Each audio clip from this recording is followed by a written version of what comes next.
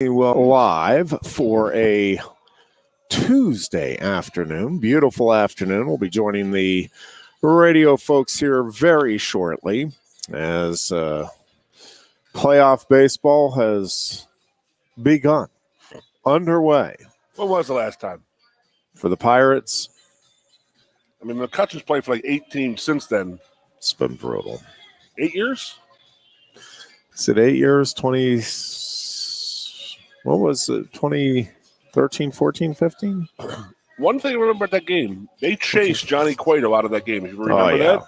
He's still in the minor. He's still in Major League Baseball. Yep. He's never still rolling. Forget it. That was pretty awesome watching. Among the things we'll talk about today will be the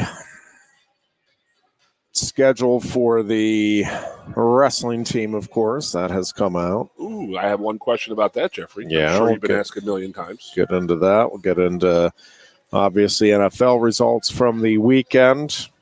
Steelers. Jeffrey. And we'll go over the scenario here for the Big Ten getting 3 teams into the playoffs. I gave you an extra couple days to think about it, Headley. Yeah. I think it can happen. Would you give me time to think about? No, the 3-game scenario. So they all have 1 loss. Georgia has 1 loss. Everybody else has 2 losses. So a 1-loss Penn State, 1-loss Michigan, 1-loss Ohio State. Official word here on the radio. Center County Red Zone will be coming up again on Friday night.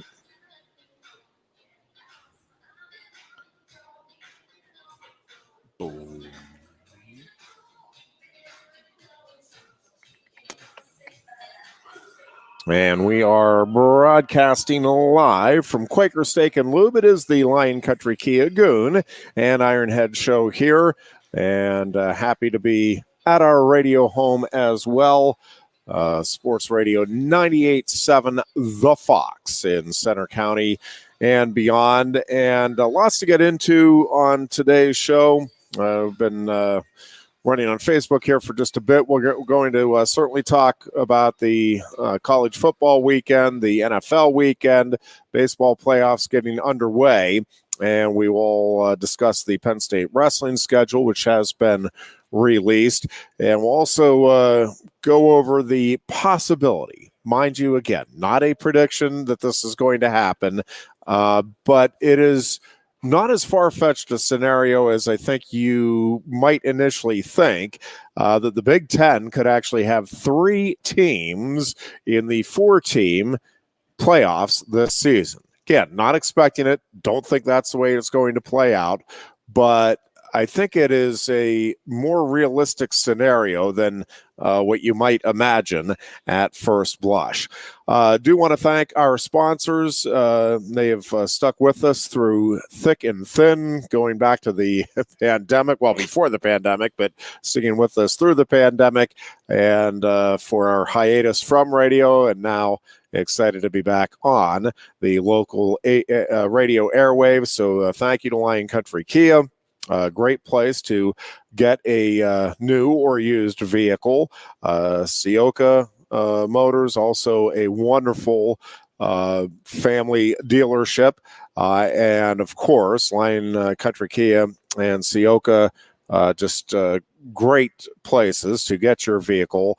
Quaker Steak and Lube, of course, the home of the Goon and Ironhead show here since its inception. Well, at least this round, this version of the Goon and Ironhead show, since its inception, we've been very happy to be here. Of course, it is all you can eat wing day coming up at 4 o'clock this afternoon. Just a great selection of wings. Of course, they have great beverages here, other food options, and all of the big TVs and smaller TVs that you can watch all of your favorite sports action on. And I also want to thank the Penn State golf courses for jumping on board. The Penn State golf courses are open. A great day for golf today.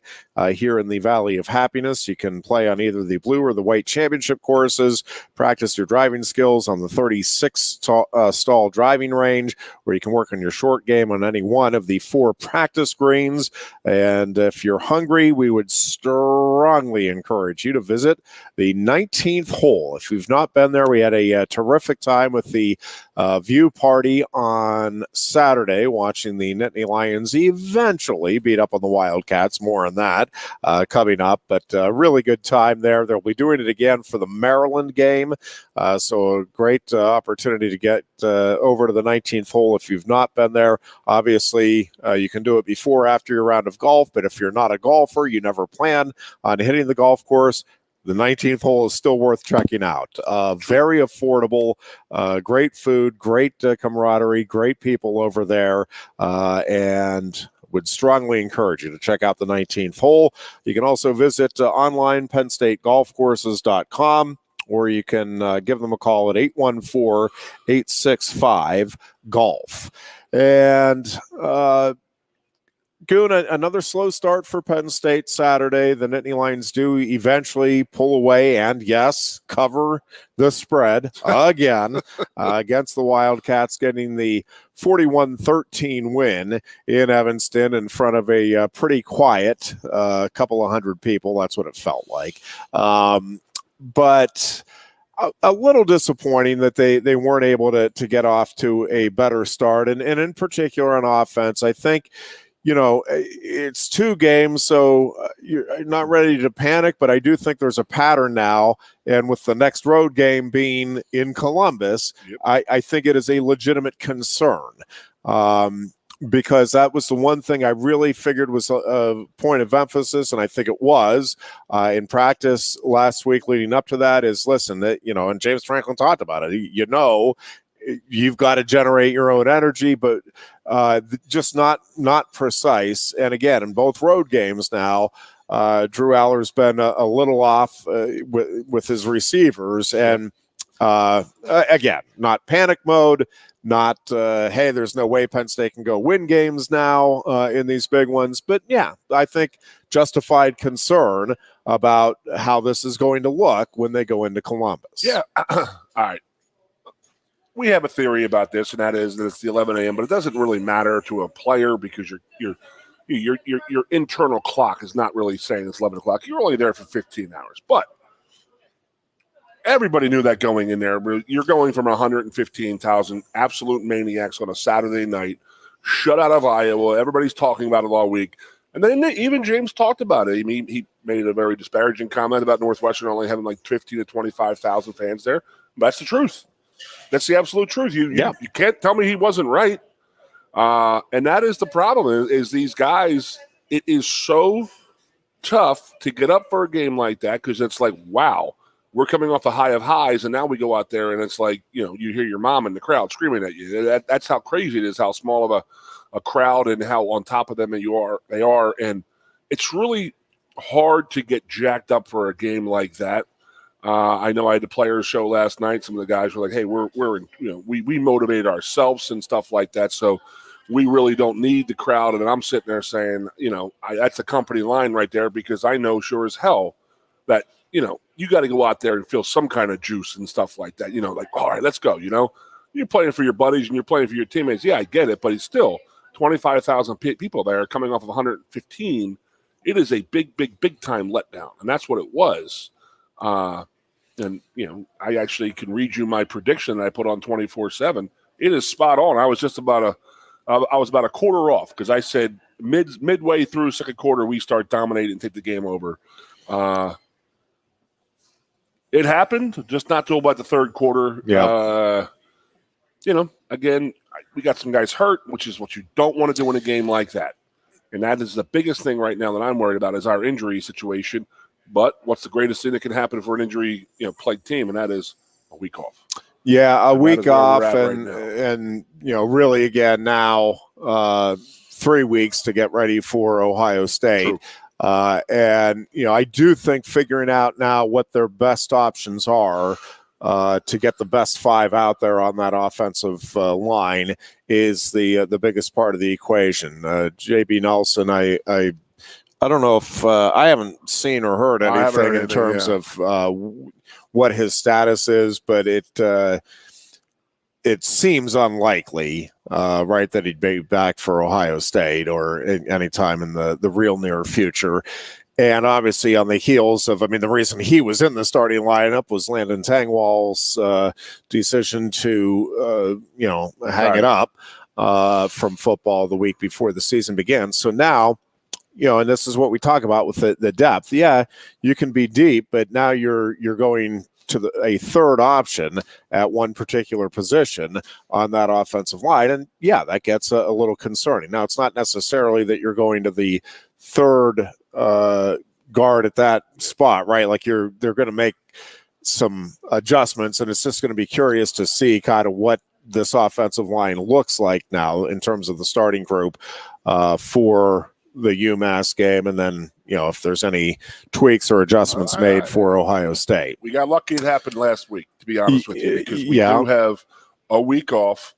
Get your guy in there, your 5 guys in there you think you're going to go with. You got one little scrimmage, pretty much a preseason game versus UMass, and then you go play the big boys. Yeah, and so I think that's probably the biggest concern. I think that in special teams right now would seem to be, and again, I use the word concern. I don't think it's necessarily that you're looking at it and, oh man, it's a weakness. No way Penn State can get anything done. But in consecutive weeks now, you had a fumbled punt and a fumbled kickoff. You recovered the punt. You lost the kickoff. First play of the game against Northwestern. I just laughed, Jeff, because you were, I'd rather get it out of the way early. I am. I do want to get it out of the way early, and so you just lose that, so you're not concerned. We're done with it. It's over. The kickoff. I even had to text you. I said, well, I guess we got it out of the way. It is done. Histoire. That was pretty good, man. Yeah. So... But listen, so, with that and, the field goal kicking, I had 2 good kicks, and including the 45-yarder. I don't know that I'm ready to sit here and tell you that I'm supremely confident that if it comes down, Penn State's down by a point and it's a 43-yard field goal with 2 seconds left, man, you just feel like it's in the bag. I don't think we're there. But, I think even up to 50, you're like, nah, we got a shot. Like, it's not like, oh my gosh, there's no way. But there's not that supreme confidence. I thought Riley Thompson had his best game yet as a punter in terms of the consistency and the overall average. I'm forgetting. I don't think I brought the stats with me, but he was well over 4. I think it was 42 something per punt. Regardless, that was solid. So. Again, if you asked which of the 3 phases of the game are the biggest concern to me, that still is the biggest concern.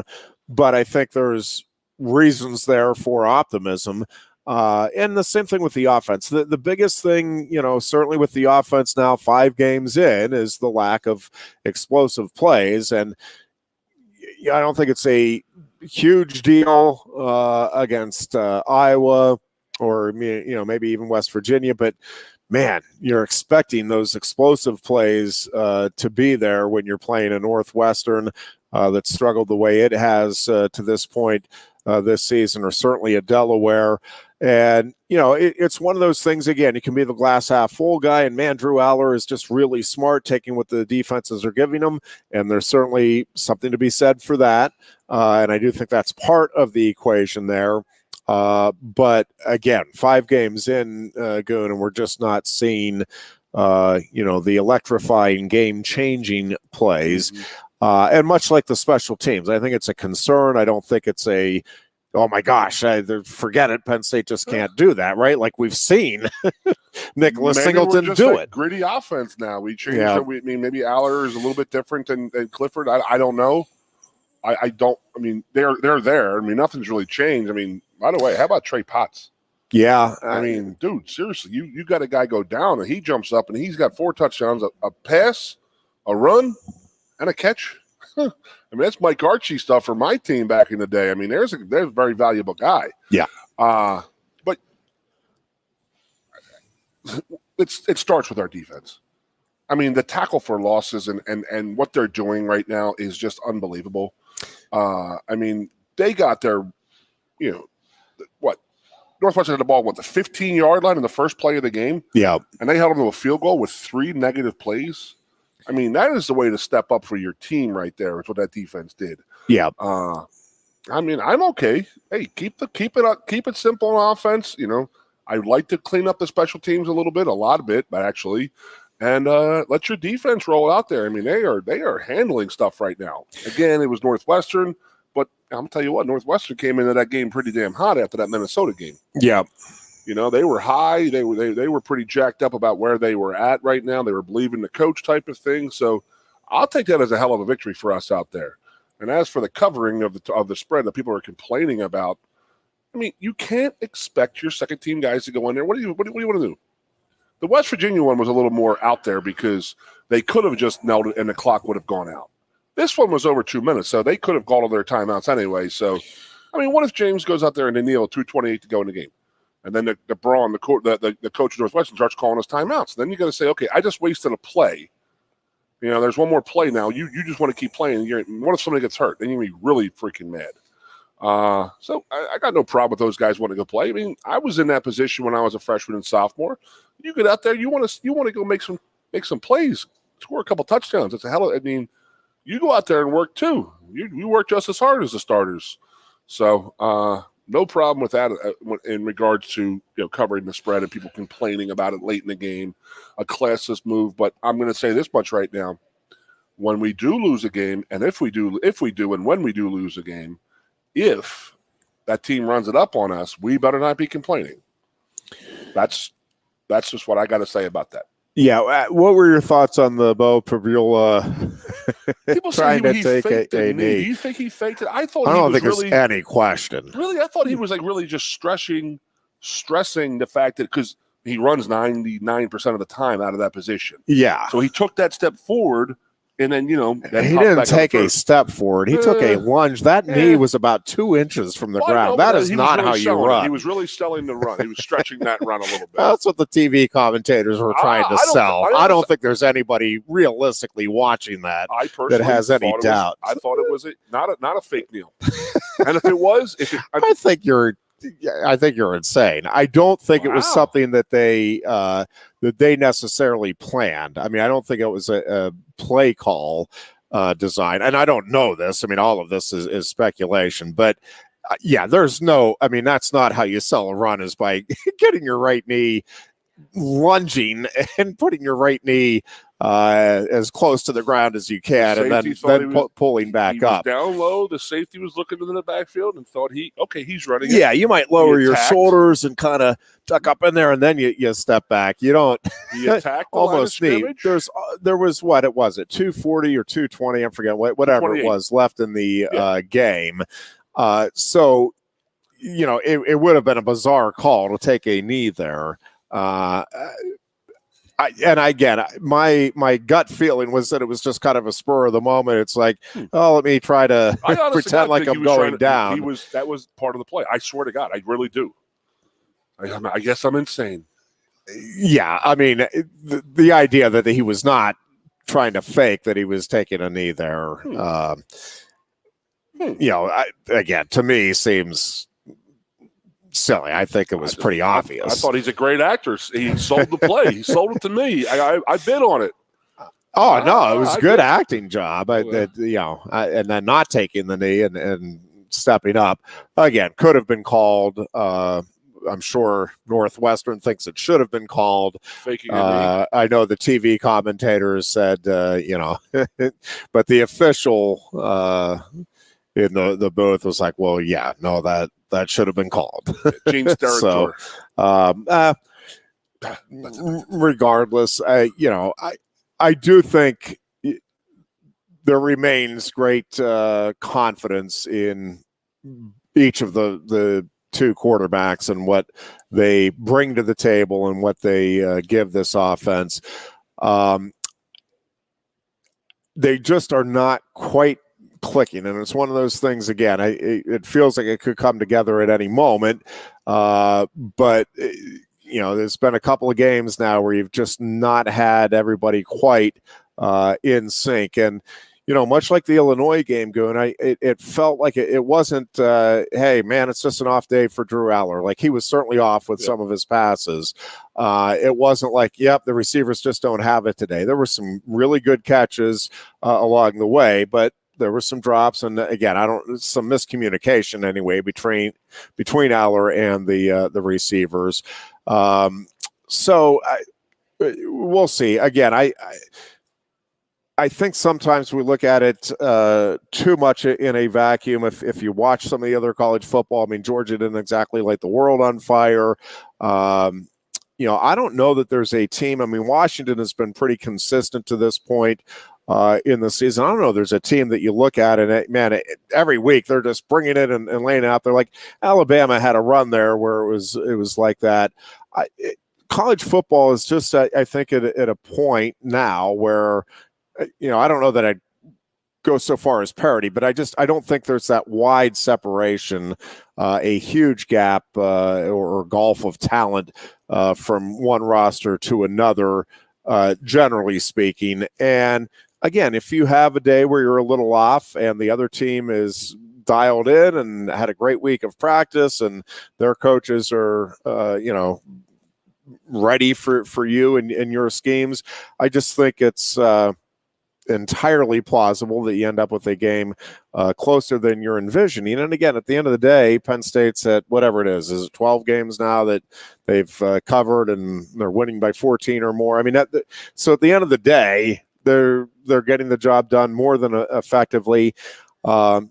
But as we keep saying, Goon, I mean, ultimately, this team needs to continue to take care of business, whether it's pretty, ugly, anything in between. And then the season comes down to 2 games. Yeah. I mean, we've been saying it from day one. We'll be saying it right through those 2 games. Is all of this stuff at the end of the day is largely irrelevant, so long as you're getting the W's. And again, there's obviously from a team perspective, I mean, there's things that they've got to be working on and improving. But presuming they take care of business this season, and its perceived success or failure hinges on 2 games. And again, that also involves taking care of business, especially against teams like Maryland and Rutgers. But the season will be defined by what Penn State does in Columbus and then back here at Beaver Stadium against Michigan. And until then, all of this other stuff just feels like talk for talk's sake. Empty really. Talk, the Goon and Ironhead show right now for the next 20 days. So, that's what it feels like. We are sitting there. I'm reading on the social media thing. I enjoy reading people's takes on this and that. Yeah. And for people to be upset with Drew Aller saying he's not playing that well, he is a freaking sophomore in college. I mean, we need to really, really check ourselves a little bit. There's a lot of people out there who really need to check themselves. I mean, there are some crazy nut jobs out there who were like, oh, yeah. Well, Kerry Collins did this, and he's not Kerry Collins. Dude, let me tell you this much right now. Kerry Collins is a great friend of mine. Kerry Collins is my teammate for 4+ years. I'm going to tell you this much right now. He did not do anything until his senior year. He had a couple games where there was glimpses of his brilliance and stuff like that, but he really struggled for 4 years here. Well, he had a broken hand, a broken finger a couple years, cost him some time. But, I mean, seriously, for people to sit there and be complaining about Drew Aller not being ready to play out there, the man is a sophomore in college, and a sophomore in college, and he's in his 5th or 6th start in his career. Let's give the kid some slack here. He didn't have a great game, but he didn't have a bad game. No, he really didn't. And I think at the end of the day, this whole season to me feels like it is all about making progress and learning lessons and preparing for the 2 games that are going to define the season. So I think the experience is good and bad that Drew Aller goes through. Again, the key is down for a little bit. The key is, does he learn from them, and does he and the team respond when they need to in the big situations? And until you get to those games and those situations, the truth is we're not going to have definitive answers. And listen, if he doesn't respond the way everybody's hoping in those situations this season, as you said, it doesn't mean, yep, he's just never, man, he's a bum. I just, bust. Again, it is all about, to me, progress, improving, learning. And, yes, you're hoping, certainly, if you're a Penn State fan, that you learn those lessons and you apply them in those 2 games this year, and you get to where he and the team want to be this season. But, I've said it many times, and I think it already has come together. Again, I think it was a bit of an off day for Aller, but I think overall the composure he shows and the ability to see the field the way he does, and in the overwhelming majority of circumstances, he has a terrific feel for what is happening around him. I mean, I think there's like 1 or 2 plays maybe that you're like, oh man, I wish he would have sensed. Like usually it's like, how did he sense that? Yeah. So quarterback is not where I think Penn State's concerns need to be. Now, that doesn't mean, again, there's obviously room for improvement there. And I think you obviously want to see that and see how he responds in those situations. Again, in the clutch, when Penn State is going to need him to respond. But overall, I just think Penn State is in a really good spot right now heading into the bye week. You're not going to get to this point of the season without any injuries. Again, it's the fact that you've had 2 now at the 1 guard spot is certainly a concern, and not what you would have obviously drawn up. But overall, I mean, this team is pretty doggone healthy for this stage of the season, Goon. And I think, as you said, the timing here is good in terms of figuring out what the best way to move forward personnel-wise is, and to get some things maybe tuned up in terms of the both offensive and defensive game plans moving forward. That being said, I will say Manny Diaz is, you cannot give enough credit to that guy. And they are talented on defense. There is no question. But man, the different looks he is giving, and his ability to kind of feel as the game goes along, all right, this is working for our defense. This is causing problems. Add this wrinkle here. He is truly a defensive master, and I think you feel really, really good about the defense at this stage of the season. We'll take a break here. When we come back, we'll spend the rest of the show breaking down UMass and analyzing their season today. No, we'll can't just do that in 1 hour. We need at least 7 or 8 hours. We'll get into some NFL talk, and I do want to break down the way that the Big Ten can get 3 teams into the playoffs. Again, not a prediction, just let you know how it could happen.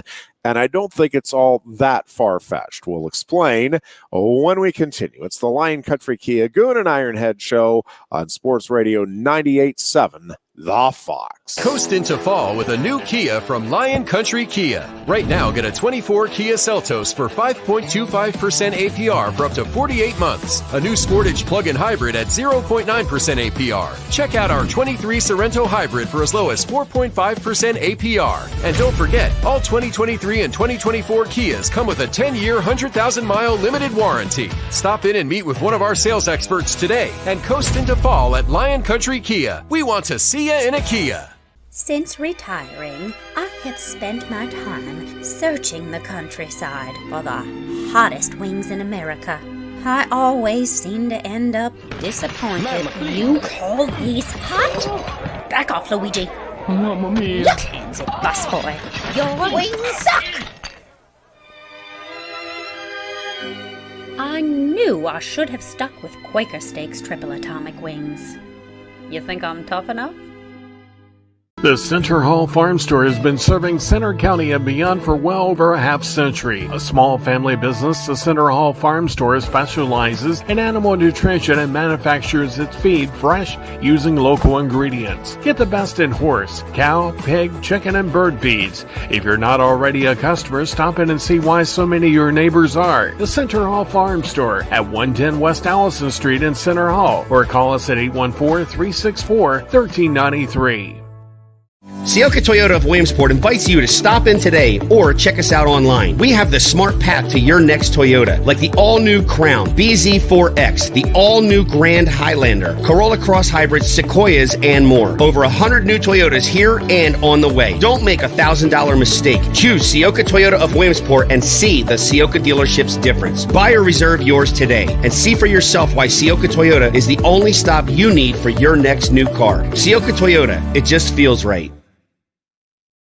Ready to be part of something bigger? Come pave the road to success at Glen O'Habaker and discover a career where your hard work and determination can build a bigger, better future. Our team believes we can build a stronger future together. Join us at Glen O'Habaker, where we value teamwork on the field and on the job. Go to GOHcareers.com to apply. GOHcareers.com. And best of luck to all the Center County sports teams all season long from everyone at Glen O'Habaker.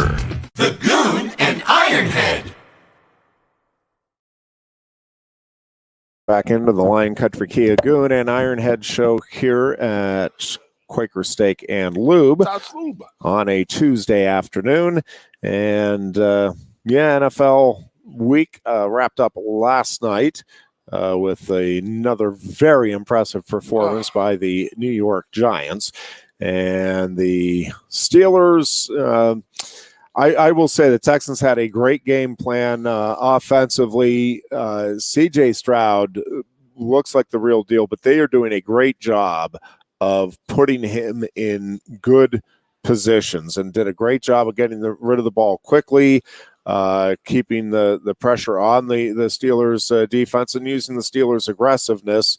And I think what the Texans knew would be over-aggressiveness against a first-year quarterback against them. And the Texans really were never threatened in that game Sunday. So the Steelers are back to 2-2, and it's panic mode if you listen to the Steelers fans again. But you have the intra-division rivalry with the Baltimore Ravens coming up, and the winner of this game is in first place in the AFC North. So if the Steelers win here, then you're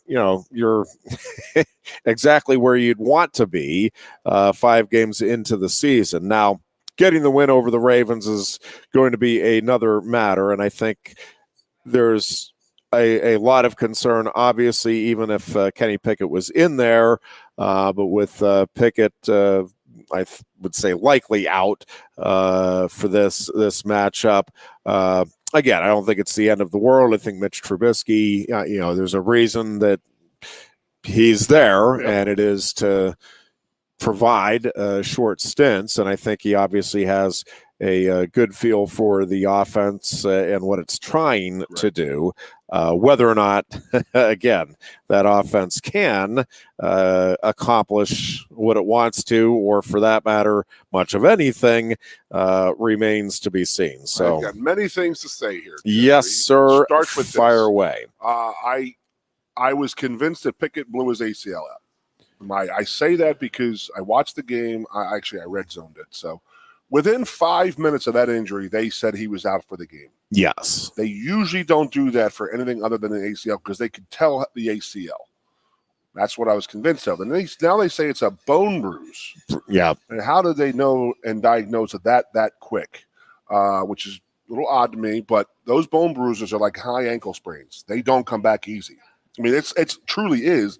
See how he heals, and that's just how it is. I mean, those things are they're brutal. He might have that for 8 weeks. Yeah. I mean, that's just the honest truth. I was convinced it was an ACL because of how quick they knocked him out of that game, and we don't know. Trubisky may thrive under Canada's play calling. I don't know. I don't think But anybody's going to thrive this under Canada's. This is not the question I said I wanted you to bring up, but I have an honest question I wanted to ask I asked all my Yinzer friends yesterday. I don't think Pat Mahomes would thrive under Matt Canada's play calling. Yes. Is Tomlin keeping on Canada a direct order from up top? They are known not to spend money. They're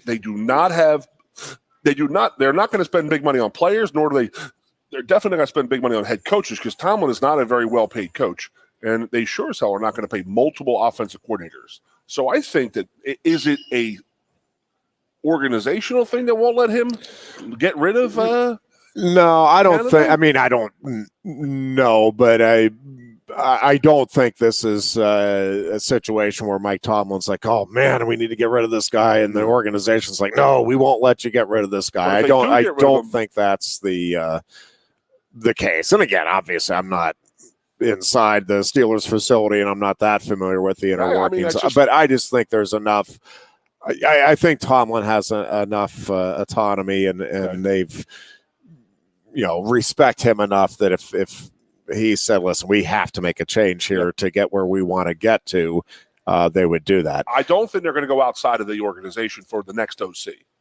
And maybe Tomlin's not comfortable with what he has to replace Canada with. I'm just giving these different scenarios. You're saying if it's an in-season? Yeah, if they're going to do it this week or the next 2 weeks, that might be. And then I think they will go. They will not bring somebody from the outside to pay two guys. That's just my opinion of the organization. And that's the organization. There's two organizations that I absolutely love organization-wise. Fan-wise, I hate the Steelers. But organization-wise, you have to respect the Steelers. You have to respect the Green Bay Packers. They have their way, and they stick in their way. It's very impressive. They're what everybody wants to be, in my opinion. Okay, with that said, I don't think that Rooney will want to go. I mean, do you go outside? I mean, who the hell you bring in? Well, in season, I mean, it's difficult, right? That is certainly, I think, one of the challenges we talk about all the time is like fans want to get rid of this coach or that coach. It's like, okay, but who you're replacing that you feel confident, right? Like there's no guarantee, obviously, how something is going to transpire, but if you get rid of a coach, then it's like, is there somebody there that you can get that your organization or team can realistically go after and get that you're like, oh, that is definitively going to work out better? And I think a lot of times, like, well, no, not really. I got a name for you. So there's that second step to the process. I got a name for you. Yes, sir. You can't guess it? A name for offensive coordinator for the Steelers? Who's not working right now, who is a pretty big name in the Steelers organizational history, big old Big Ben. I think he'd come in and take over the OC job for you. I don't think he would even want anywhere near that. I don't think he wants to get involved in coaching in any way, shape, or form. I get very upset with your misery, Jim. I really, truly, truly do, just so you know. So yeah, I'm actually not nearly as miserable as a lot of Steelers fans are. I still think, I really thought they may have turned the corner in the second half the previous week. And then you're watching that first half, and I mean, that is about as awful of an offense. I mean, that was New York Giants-esque.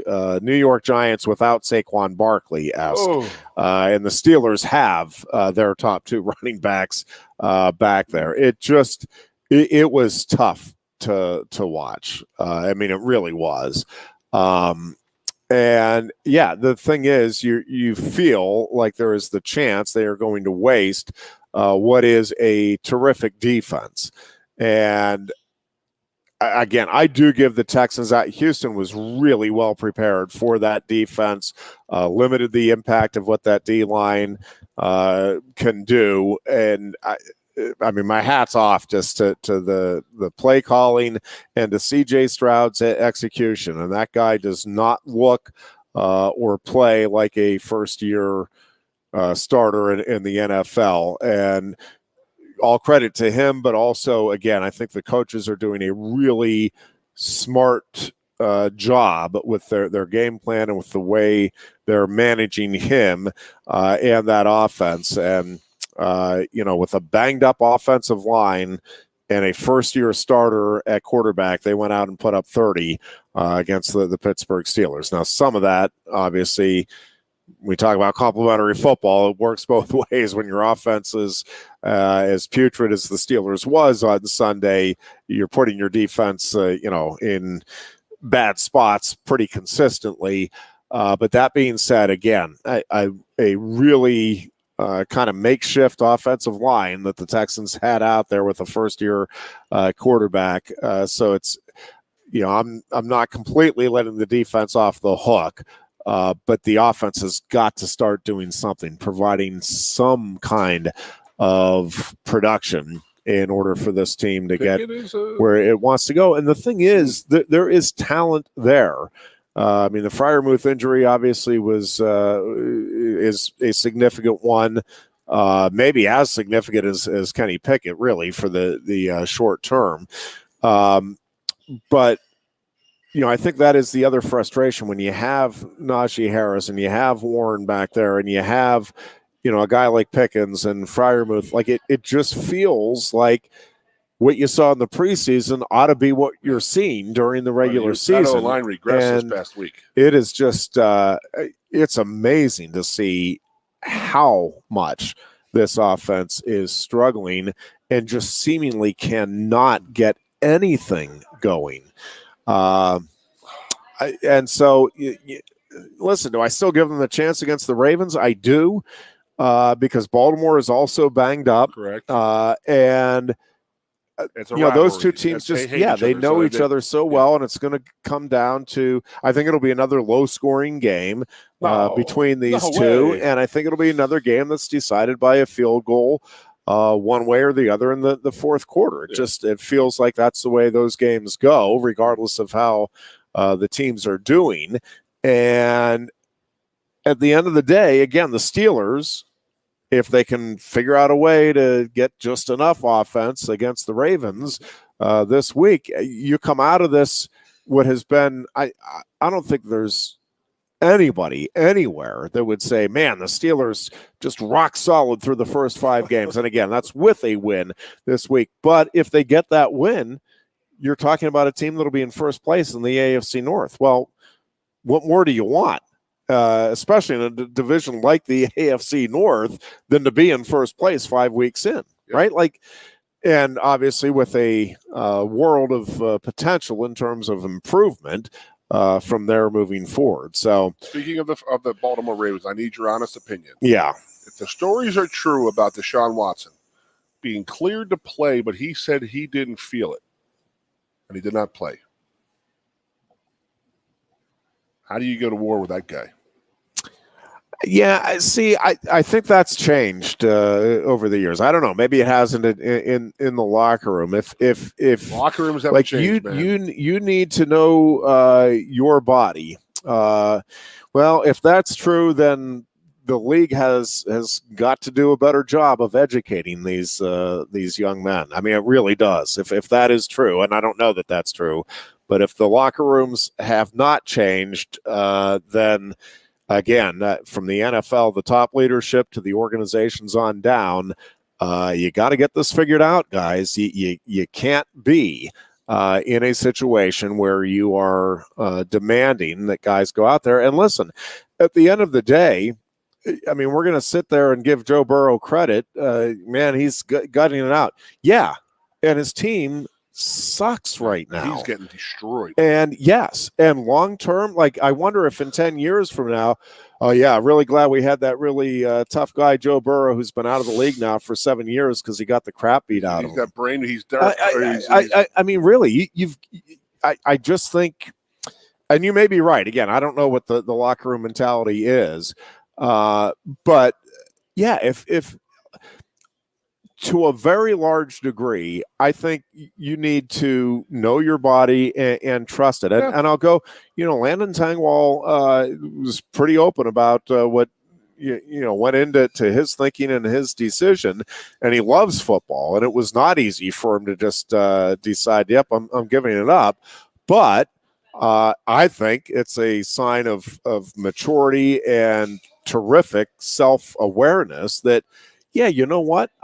At some point in the near future, I want to start a family. I want to have a life beyond football, and I want to be there for it. I want to be able to cognitively participate in my future kids' lives and in my life, and I want to be a well-adjusted human being. Was Watson and I mean, again, if you're right, maybe there's people in the Penn State locker room that it's like, man, I thought Landon was tough. I can't believe he just bailed on us.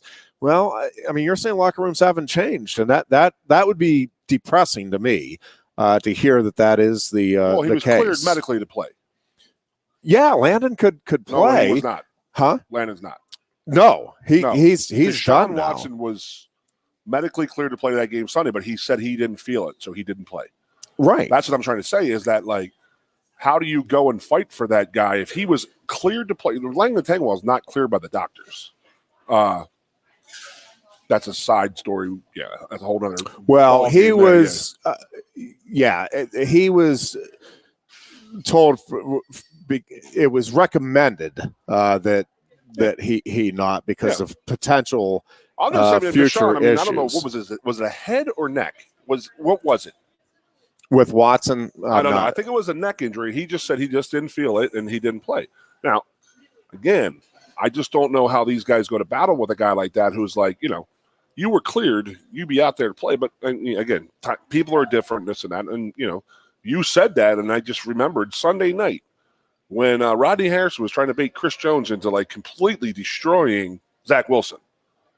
And I respect the hell out of Chris Jones for saying, no, he's not like that. Not that at all. He defended him as an opposing player. Yeah. So he stood up for an opposing player, excuse me. Yeah. And I just thought that was like, okay, wow, players have really matured and stuff like that. They are really worried about each other.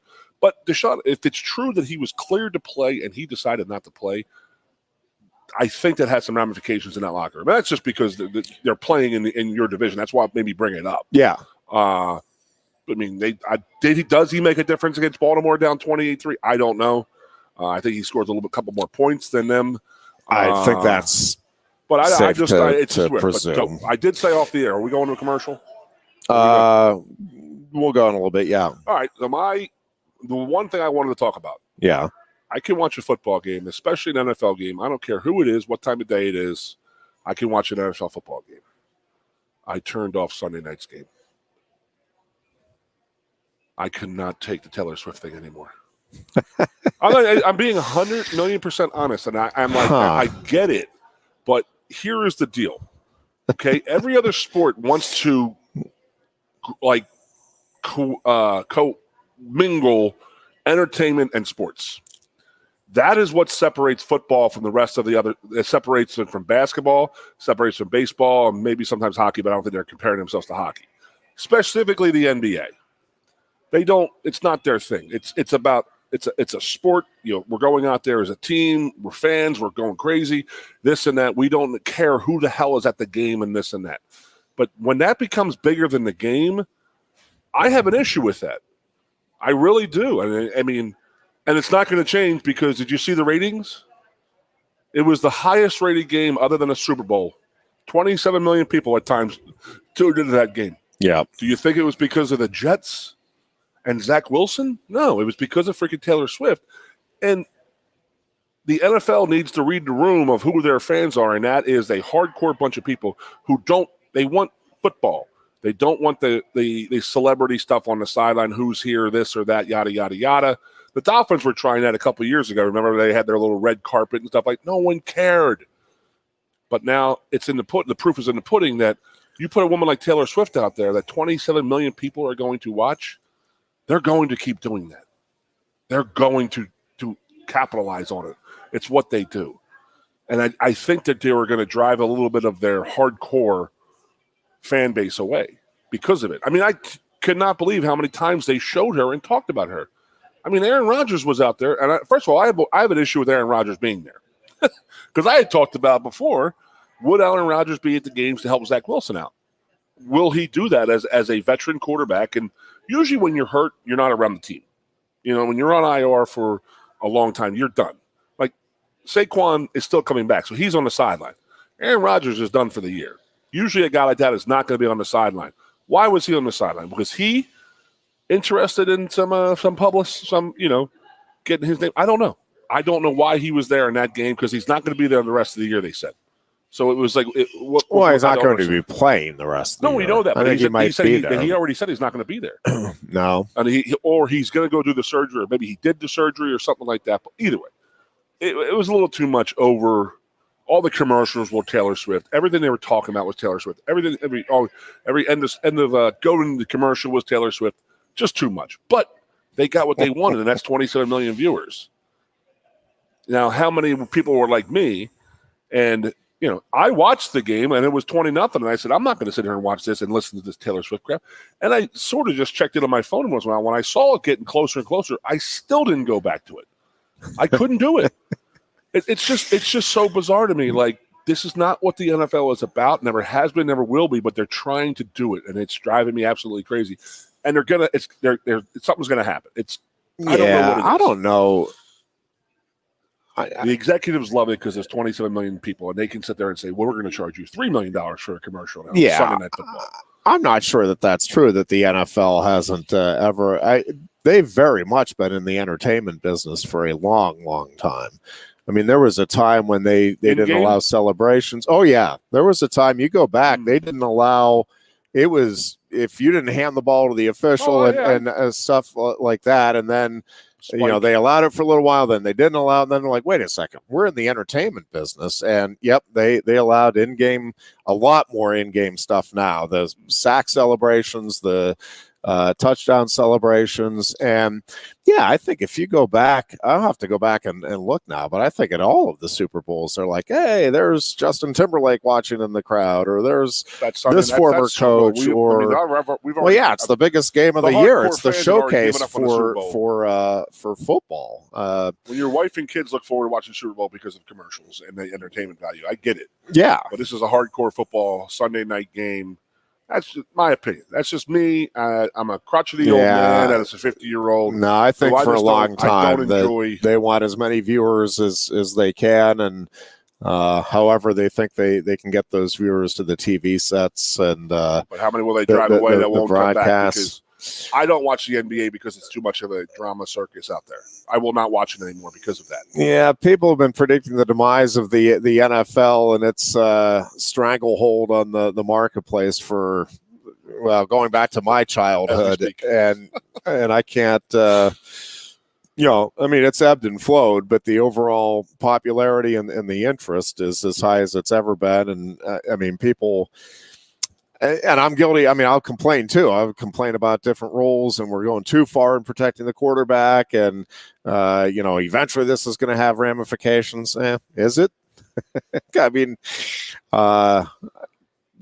at some point, but as you said, that was the highest rated game. So it's hard to fault the network for, it's like the Yogi Berra. Nobody goes to that restaurant anymore. It's too crowded. Yeah, I'm not going to watch the NFL anymore. There's too many fans tuning in. What? It was a little too much. We will be back with more. It is the Lion Country Kia Goon and Ironhead show on a Tuesday afternoon. This is Sports Radio 98.7 The Fox. Coast into fall with a new Kia from Lion Country Kia. Right now, get a 24 Kia Seltos for 5.25% APR for up to 48 months. A new Sportage plug-in hybrid at 0.9% APR. Check out our 23 Sorento hybrid for as low as 4.5% APR. And don't forget, all 2023 and 2024 Kias come with a 10-year, 100,000-mile limited warranty. Stop in and meet with one of our sales experts today and coast into fall at Lion Country Kia. We want to see you in a Kia. Since retiring, I have spent my time searching the countryside for the hottest wings in America. I always seem to end up disappointed. You call these hot? Back off, Luigi. Mamma mia. Your hands it, busboy. Your wings suck! I knew I should have stuck with Quaker Steak's triple atomic wings. You think I'm tough enough? The Center Hall Farm Store has been serving Center County and beyond for well over a half century. A small family business, the Center Hall Farm Store specializes in animal nutrition and manufactures its feed fresh using local ingredients. Get the best in horse, cow, pig, chicken, and bird feeds. If you're not already a customer, stop in and see why so many of your neighbors are. The Center Hall Farm Store at 110 West Allison Street in Center Hall, or call us at 814-364-1393. Sioka Toyota of Williamsport invites you to stop in today or check us out online. We have the smart path to your next Toyota, like the all-new Crown, BZ4X, the all-new Grand Highlander, Corolla Cross Hybrids, Sequoias, and more. Over 100 new Toyotas here and on the way. Don't make a $1,000 mistake. Choose Sioka Toyota of Williamsport and see the Sioka dealership's difference. Buy or reserve yours today and see for yourself why Sioka Toyota is the only stop you need for your next new car. Sioka Toyota, it just feels right. Ready to be part of something bigger? Come pave the road to success at Glen Baker and discover a career where your hard work and determination can build a bigger, better future. Our team believes we can build a stronger future together. Join us at Glen Baker, where we value teamwork on the field and on the job. Go to GOHcareers.com to apply. GOHcareers.com. And best of luck to all the Center County sports teams all season long from everyone at Glen Baker. The Goon and Ironhead.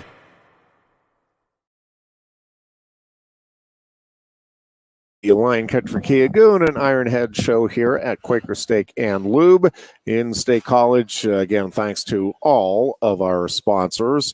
Lion Country Kia, Quaker Steak and Lube, Sioka Motors, and the Penn State golf courses. And the Dear Goon suggested that eventually this is going to end. All of this. Ironhead's heart. It's outrageous that you would suggest such a thing.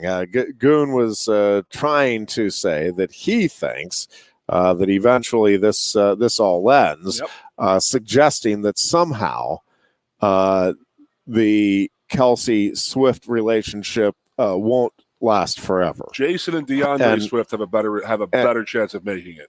How dare you? Yep, I know. How I broke your dare heart. you? I broke your heart. Who knew that Ironhead was a Swiftie? You don't know true love Swiftie. when you see it, Dear Goon. I'm just trying to think about the name of the song. I, on the other hand, clearly do. Tight end is a dead man.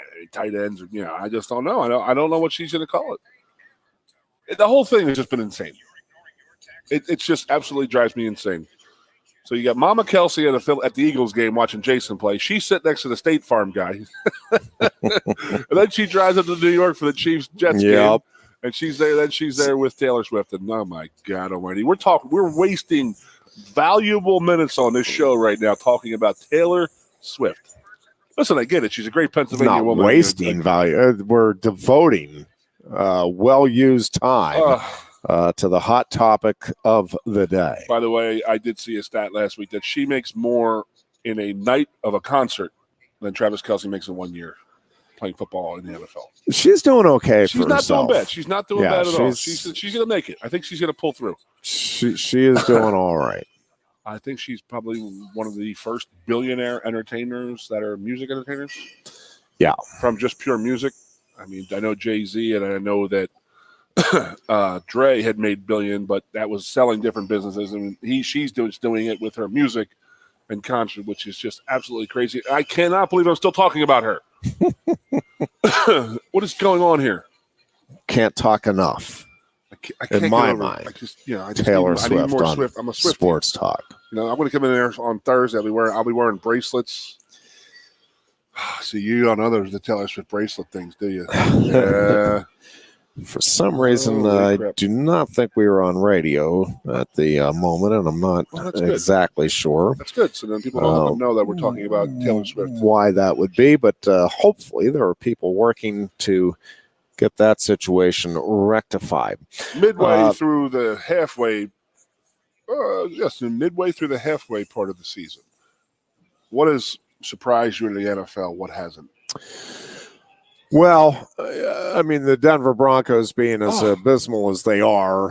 What the hell I mean, I didn't Russell Wilson? necessarily think, what happened to Sean Payton?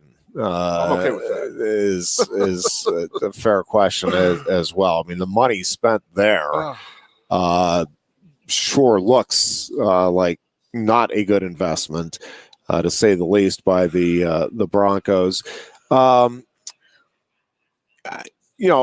wouldn't say that what the Bills have done since week one is among the more surprising things to me. Now, if you'd asked me before the season, could Buffalo be 3-1, and would I be shocked if they had been playing really well? No.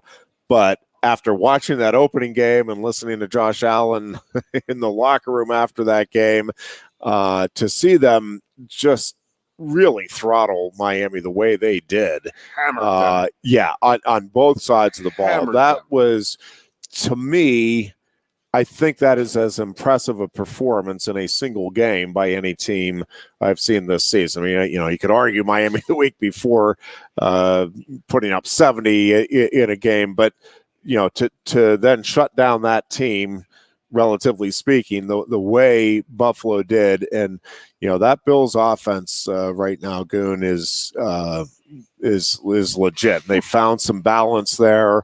And as I've said many times, if the Steelers can't get to the Super Bowl, the Bills, I'm okay with. I like the organization. I love the coach. Obviously, like the owner with Terry Pagula and the Penn State alum. So, I mean, there's a lot of reasons, I think, for Steelers fans, or at least fans in this area, to support the Bills. And I would be okay with the Bills going on and having a Super Bowl type of season if the Steelers can't get there. And I'm still not willing to give up. I will say the one thing we seem to forget, I mean, the Bengals have not exactly did not light the world on fire at the start of the last couple of years, and ended up okay both years. There are just so many factors that come into play in terms of how a season unfolds for a particular team, right? I mean, sometimes, like, I still think there's a chance. I'm not necessarily predicting it anymore. I probably would have been predicting it until this week, but I still think there's a chance the Steelers offense gets to be pretty good. I don't think it's going to be Bills or Chiefs or Dolphins-esque by the end of this year, but I think it could be pretty good, and I think it could get good enough. I mean, I don't think it is completely out of the realm of possibility that the Steelers could be one of the healthier teams at the end of the year and could be right there in the mix for the Super Bowl. Again, I'm not expecting it. I love you, bud. And I'm not predicting it, but I think there's there will be some teams like the Chiefs. I mean, as long as Mahomes stays healthy, like, the Chiefs are going to be there. I mean, you don't know if they're going to go to the Super Bowl, but they're going to be among the teams in the mix. It feels like right now we know that the Bills are going to be among the teams that are in the mix. There you go. Feels like in the NFC that the Cowboys and the 49ers are going to be among the teams in the mix. I mean, those two teams clearly, and listen, you probably throw the Commanders in there too from the NFC East. I mean, those two teams. You can't finish this statement without laughing at No, I don't know what you're talking about. I think it's a 4-team league right now: the Chiefs, Bills, Eagles, 49ers. I truly. I mean, the Cowboys are there, but they're nothing as in the last 25 years has said they're gonna. I mean, because they had that Arizona game last week. I mean, yeah. Damn. Yeah. Eagles had a bad game this week against the Commanders and still win, Yeah. Yeah. But Jeff, did you see? I mean, first of all, I have a question. I actually had to look this up today because they said he's going to get fired in this week. Who is the Chicago Bears head coach? I don't want you cheating over there, Jeff. I see you. No, I'm trying to figure out why we're not on the air at the moment. Who's Matt the Bears coach? Eberflus. Oh, yeah. And he made a decision late in that game that cost him the game, by the way. And they say that if they don't play well this Thursday night, I don't even know who, I forget who they're playing. It'll pop in my head eventually. They say if they lose this game Thursday night to the Commanders, if they lose that he'll be fired this weekend, and like sort of their mini bye to play Thursday, and then they're off for 10 days. He went for it on fourth down inside their own 50. Oh, I'm sorry. He was in field goal range, excuse me. And he went for it on 4th down and 1 with about 2 minutes to go in the game, where he could have just kicked the field goal, played defense, and won. No, he went for it, did not get it. They went down, kicked the field goal, or they didn't. I don't know what happened, but they went to overtime. But Denver won the game, and I was just like, I could not believe that they lost that game because they were up, I think, 21-0 at one point. They were they came out hot, and then it just went to crap, and it was just so bad. But I looked at my wife. I said, I don't know who the hell that is. Eberfluss. I never even heard of him. I don't know where he came from. I don't know how long he's been there. I mean, the Bears are in desperate a place right now. It's crazy to think about how bad they are. And then the New York Giants and the New York Jets, they're playing in the toilet bowl. Arizona is one of those teams that actually has come out. They have been in all 4 of the games that they've played, and they won the game that they should have lost by a lot to Dallas. Arizona is actually not that bad. Playing the NFC East is what they did in the first 3 weeks. There's a lot of bad teams out there, Jeff, and there's a couple damn good teams. Yeah, no question about that. And there's a few teams that you're still like, I'm not sure what we have here, or how this is ultimately going to play out. And I think that's kind of the fun, I guess, overall in the NFL season. A couple of other things that I do want to get into, and just in case we get back on with the Radio WFXS, a Pleasant Gap is the station in the State College. Correct. They need some of the Fox.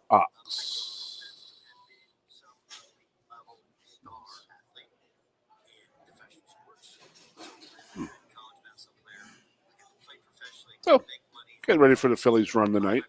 Watched a little pump-up video from the Phillies today.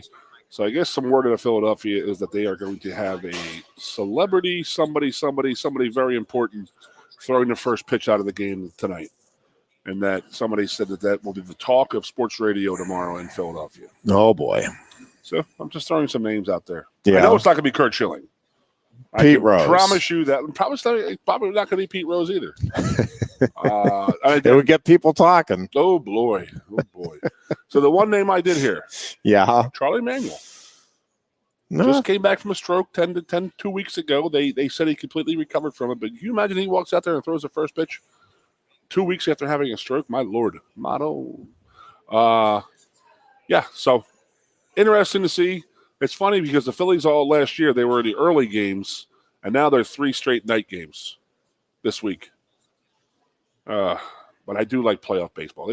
Watching this game right here, this Texas and Tampa Bay game. I told Jeff before the game I couldn't leave. I didn't know the Devil Rays were back. They're wearing their Devil Ray jerseys. They are indeed. The illegal Devil Ray jerseys. Oh, boy. They didn't want to say Tennecoats. So they just called themselves the Rays for a good 10 years now, and they go back to the Devil Rays when they hit the playoffs. There you go. Gotta like it. Get it done. Yeah, buddy. So the Buccos are playing the Flyers tonight. They're playing for the worst organization in the history of Pennsylvania. Yeah. I cannot believe that. Brutal. Breaks my heart, buddy. All right, let's get into this with Penn State, Ohio State, and Michigan. Right now, Michigan is ranked 2nd in the country. Ohio State is ranked 4th, and Penn State is 6th. And I just want to play out the scenario here of those 3 teams. Obviously, this is the last year that we'll have just 4 teams in the college football playoffs. And, next year, the expansion of 12 and, the Big Ten expected anyway to do away with divisional play. And it's going to be a whole new world and fun discussions there. But this is the last year of 4 teams in the college football playoffs. And generally, it is presumed that if there's any way that one conference would have 3 teams, it would be the SEC. But this year, I would suggest, dear Goon, that the Big Ten, as we sit here right now, has a chance. And again, I want to be clear. I am not predicting this. I am not expecting it, but I don't think it's all that far-fetched.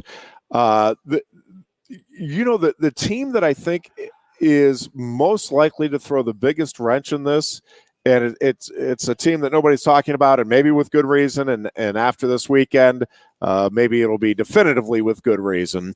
But right now, the team that I think has the best shot at throwing a wrench into the potential for the Big Ten, and again, there's a lot of things that would need to play out, but I actually think Georgia, you look at the remaining schedule for Georgia, okay, and Georgia's undefeated, but hasn't looked great in 2 games. This is their remaining schedule.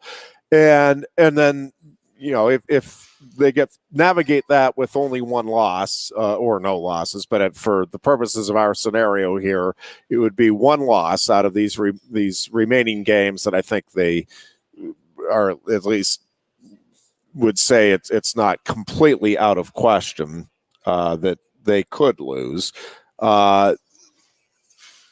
They need to lose one of them, and then would need to lose the SEC championship game.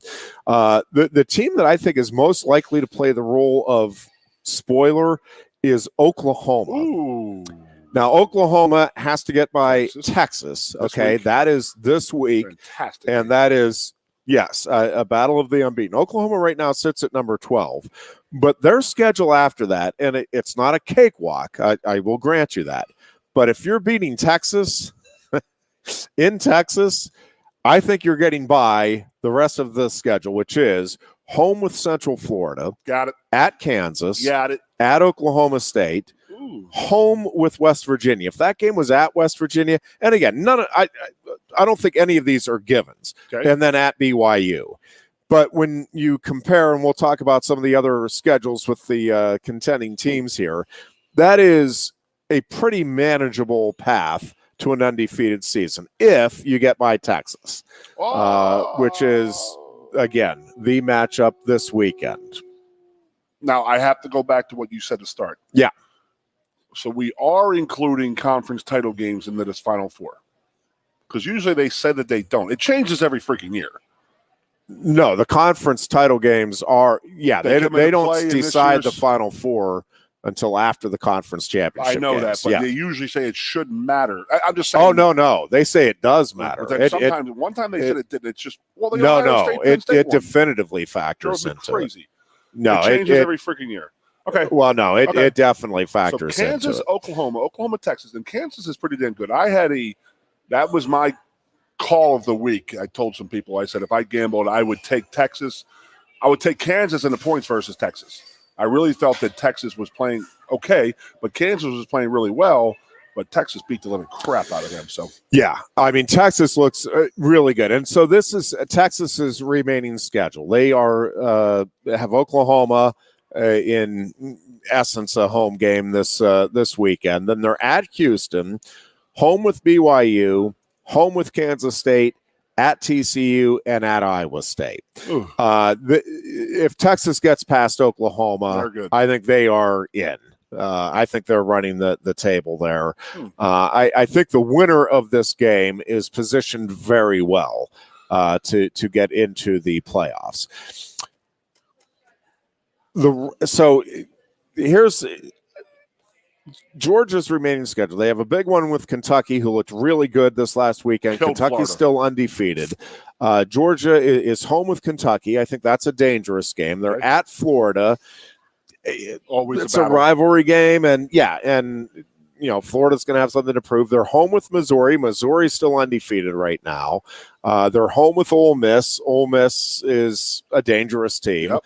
And they're at Tennessee, and Tennessee is still a dangerous team. So is it possible, is it conceivable that Georgia could lose 2 of those 5, what I would say are games that aren't absolute gimmies?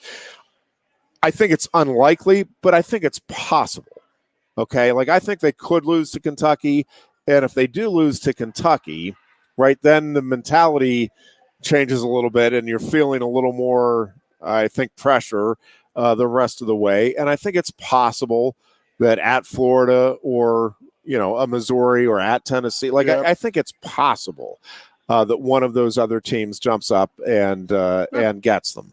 So again, you'd need Georgia to lose twice somewhere along the way. You need them to lose at least one of those remaining games: Kentucky, Florida, Missouri, Ole Miss, Tennessee, and then the SEC championship game if they get. Yep, they've got to lose two total. Texas and Oklahoma, and that is that they still have to play. Well, Texas Big 12. Well, Big 12 title, but Oklahoma, they don't play a Big 12 title. I don't think it is a regular season. So no, they got to play the Big 12 championship game. They do have a title game. Finally. I thought they just played just the whole season. But no. Oklahoma State.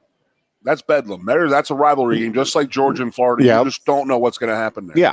I mean, Texas doesn't play A&M no more, so they don't really have the rival other than Oklahoma in the shootout. So part of this scenario again is you need Michigan, Ohio State, and Penn State to have a round robin where all three are 11-1, and the three games, Michigan, Ohio State, Penn State, Ohio State, and Penn State, Michigan, are all competitive games, and I think where everybody comes away saying, man, that was a really good game between two really good teams, right? So step one, taking everything else aside, is again, let's for the sake of this argument, let's say Penn State beats Ohio State in Columbus by a field goal. Yep. They win it late, they pull it out.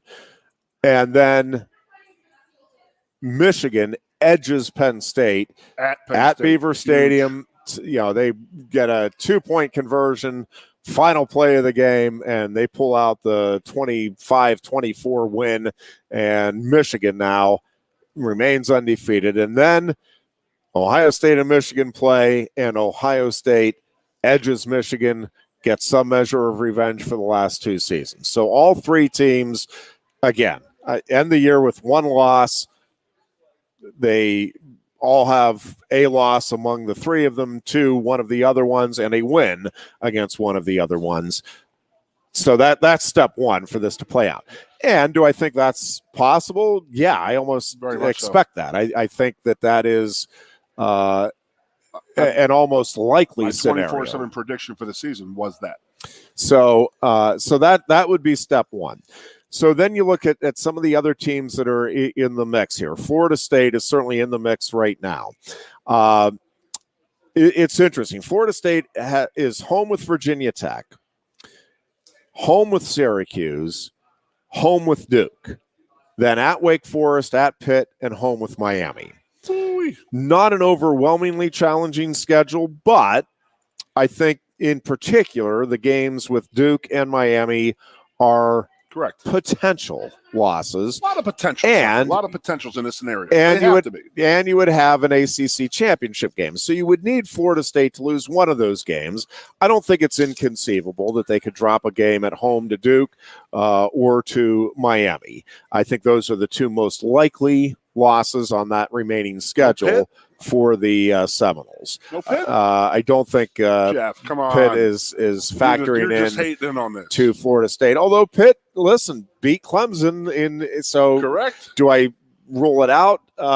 Well, yes, I pretty much do because I've watched this year's edition of the Panthers. But listen, they were like 500 teams, right? The years that they beat Clemson on Clemson's way, and Clemson lost to Syracuse the 1 year. So, I mean, nothing's etched in stone. But to me, yeah, Duke or Miami would have to beat Florida State, and then they'd have to drop the ACC championship game. The Pac-12, which I think is rightfully being heralded for being terrific right now, I think it is. Think about it. This is their best conference they've had in 15 years. Here's what I think is about to happen: is they're all going to start beating each other up, and I think all of these teams. Like, I think Washington is going to get through with only one loss, but I think they will drop a game somewhere, and I don't know which one it'll be. They have a big one with Oregon coming up this weekend, and I think Washington wins that one, but we'll see. So Washington's remaining schedule: they're home with Oregon. That's this Saturday. Amazing. They're home with Arizona State. They're at USC, home with Utah, at Oregon State. there's not, aside from Arizona State, the other 4 games are all potential pitfalls there. Oregon, USC, Utah, and at Oregon State. Oregon State has been a bit of a surprise to this stage of the season. Oregon's remaining schedule: at Washington, then home with Washington State. Washington State's been surprisingly good to this point. At Utah, home with USC, at Arizona State. I mean, you could see it's not inconceivable that Oregon could lose its next 4 games. Washington State, Utah, USC. USC's remaining schedule: home with Arizona this weekend, at Notre Dame, home with Utah, at Cal, home with Washington, at Oregon. Not inconceivable that USC could lose 4 games in its remaining schedule. Notre Dame, Utah, Washington, Oregon, all tough outs. Yeah, I'm not predicting that USC or Oregon are going to lose 4 games, but I'm saying there are 4 games that were like, yeah, I could see that going the other way. Like, right? You don't feel confident that Oregon's just going to go in and beat Washington State, Utah, USC. USC, same thing with the teams we just mentioned. You made one of the games that I just had in my head. I was like, who do I have to root for in that game? And that's the USC Notre Dame game. Yeah. We have to root for USC because Notre Dame has to have 2 losses in our scenario of 1-loss teams, because if they have a 1-loss team and there's 3 Big Tens, I think that's USC. true. Yes. Yep, I think that's true. Although here's the thing. It's interesting because initially that was my thinking. But Notre Dame still has a trip to Clemson coming up this season. Tough. And I know people are writing off Clemson, and in terms of the national title hunt, you're right. But that is a good Clemson team. Yep. I mean, I don't think this is a team that has just fallen off the face of the earth. So, one of the scenarios that I think, again, you need all of these teams to have 2 losses. Notre Dame has 1 loss already to Ohio State, and that's big because especially if Michigan or Penn State gets to the Big Ten championship game and Ohio State does not have the chance to play for the Big Ten title, that head-to-head win over Notre Dame is significant. But Notre Dame, again, still has the game with USC and the game at Clemson, and then obviously Pitt. I mean, Pitt coming into South Bend. Why is Pitt in all these games? You said Pitt too many times today. Now, here's another team that I just think is going to be interesting to watch because it feels like they've figured some things out, as they seemingly always do. Alabama is sitting there right now at number 11. I think a really dangerous and intriguing game at Texas A&M this weekend. It seems like Texas A&M may have found itself a quarterback. This is a home game. I think there's, even though they've been okay, I think it's almost a backs against the wall scenario. And I think Jimbo Fisher, well, I know he's feeling a lot of pressure. I think he feels like this is if he could get a win in a game like this, right, it's what kind of turns around the narrative right now that, man, Jimbo Fisher and Texas A&M, for all of the money they've spent on coaching and NIL and all this stuff, it's just not paying off. Well, you turn around and you beat Alabama, and now all of a sudden, well, wait a second. Maybe, they're not getting to the championship this year, but maybe A&M is going to be okay. Like, this is a huge game at home for Texas A&M. And a big opportunity for Alabama to also kind of definitively show that it has righted the ship. So I think a dangerous game at Texas A&M for Bama. I think an equally dangerous game, even though it's home the following week, against Arkansas. Arkansas is just they're almost the Michigan State of the SEC, where you almost don't know what to expect week to week, but there's going to be games where it's like, wow, man, they just put it together. So I think that's a dangerous game. Alabama still also, so after Texas A&M and Arkansas, they navigate those 2, let's say, they still have their remaining schedule: Tennessee at home, LSU at home, and at Kentucky. Jesus. So, I mean, is it conceivable that Alabama, and you just need Alabama to lose one more time to be pretty much, I'll say, pretty much eliminated from national title contention. And they don't have the quarterback play that they historically have had. Yeah, it feels like they're going to lose one of those next Absolutely. 5 as we sit here now. And if they don't, again, hats off to Nick Saban and them figuring this out, because you get through Texas A&M, Arkansas, Tennessee, LSU, Kentucky without another blemish. That's pretty impressive. Yes. So that would be, again, a very impressive stretch. I think it is, I won't go so far as to say probable. I think it is likely that Bama loses one of those games. I'm writing Alabama off in the 2-game scenario. We went through Oklahoma earlier. Again, Washington State, I think the Pac-12, it's just going to be tough for any of these teams. I think one of them will do it. And if I was betting money, my money would be on Washington to get through with 0 or 1 losses in the Pac-12. But I will tell you, even to get to 11-1, you are going to earn it in the Pac-12. Again, Washington's remaining schedule: Oregon, Arizona State, but Oregon, USC, Utah, and Oregon State. Like, those are 4 tough games. No. Yeah. They don't play Washington State? No. Washington State's remaining schedule: at UCLA, home with Arizona, but then at Oregon, at Arizona State, home with Stanford, and at Cal. Of the Pac-12 schools, I think the easiest remaining schedule is Washington State's. Not to say that it's easy. Again, there's a trip at Oregon there. But the other games are more than manageable. UCLA, Arizona, Arizona State, Stanford, and Cal. Right? Like that, compared to, again, Oregon's playing Washington State, Utah, USC. USC's playing Notre Dame, Utah, Washington, Oregon. Again, Washington State's schedule is UCLA, Arizona, Oregon is the big one. Arizona State, Stanford, Cal. I mean, Oregon's the only one there that you're looking at if you're going to be a title contending team, Gotcha. right? And I don't know that Washington State is, but if you are, like, you're taking care of business against UCLA, Arizona State, Stanford, Cal. I mean, Washington had to play Washington State already. That's all I'm saying. UNC, their remaining schedule is home with Syracuse, home with Miami, home with Virginia. North Carolina, by the way, is undefeated. They're at 14th, but they're undefeated right now. And again, I think this is a pretty manageable schedule. Home with Syracuse, home with Miami. I think that's obviously a dangerous one. Home with Virginia, at Georgia Tech, home with Campbell, and then home with Duke. So, I mean, Miami and Duke are kind of the big ones there that North Carolina has to navigate, and then ACC championship game.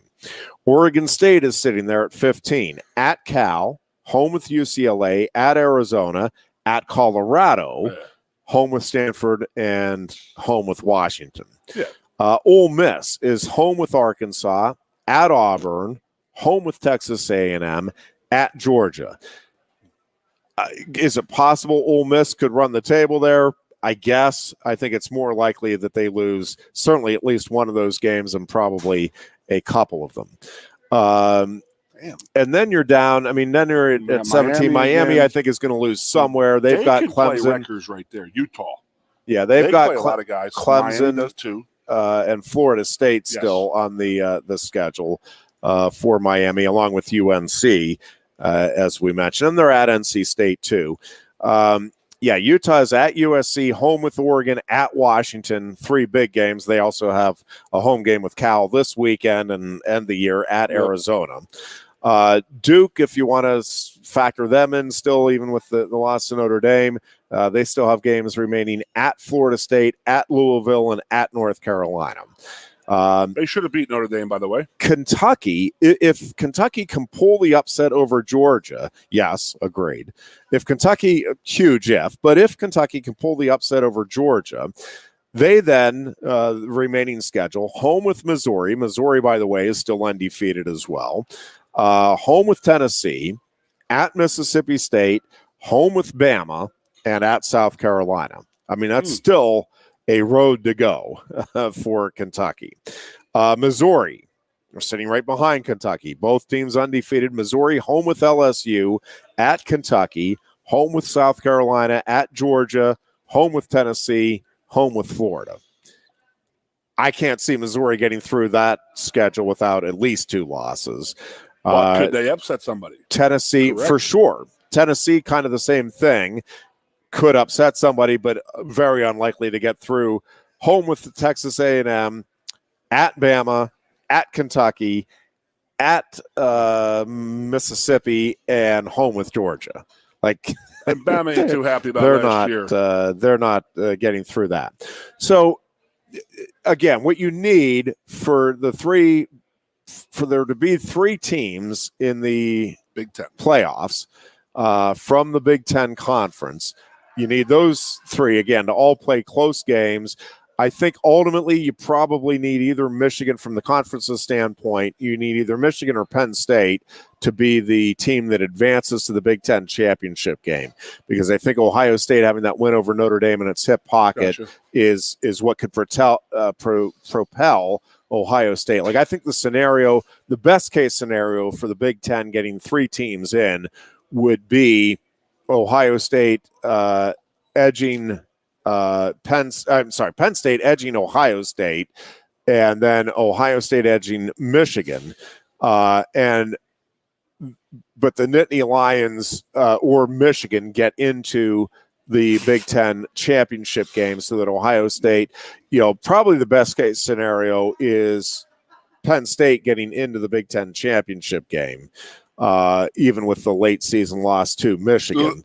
And then Michigan and Ohio State playing a classic at the end of the season. And again, I think those 2 teams both have enough clout right now and would have enough on the resume that it's like, yeah, we got to seriously consider both of them, against other 1-loss or mostly 2-loss teams. So if that scenario plays out with Penn State, Ohio State, Michigan, again, you need Georgia to lose twice. Yes. They just have to lose twice. Kentucky, Florida, Missouri, Ole Miss, Tennessee, regular season, and SEC championship game. I don't think it's far-fetched with the way Georgia's playing that there could be 2 losses in there. You need Texas, either Texas or Oklahoma or Washington. Like, one of those 3 teams has to lose, or 2 of those 3 teams have to lose twice. I think the Texas-Oklahoma winner is going to be the toughest out. Like, I think it's a possibility that they go on and lose 2 games, but I think it's really unlikely. Texas, again, if it gets past Oklahoma, the remaining schedule is at Houston, home with BYU, home with Kansas State, at TCU, at Iowa State. They beat Oklahoma. I think they're running the table in the regular season, and I think it's likely Texas is in.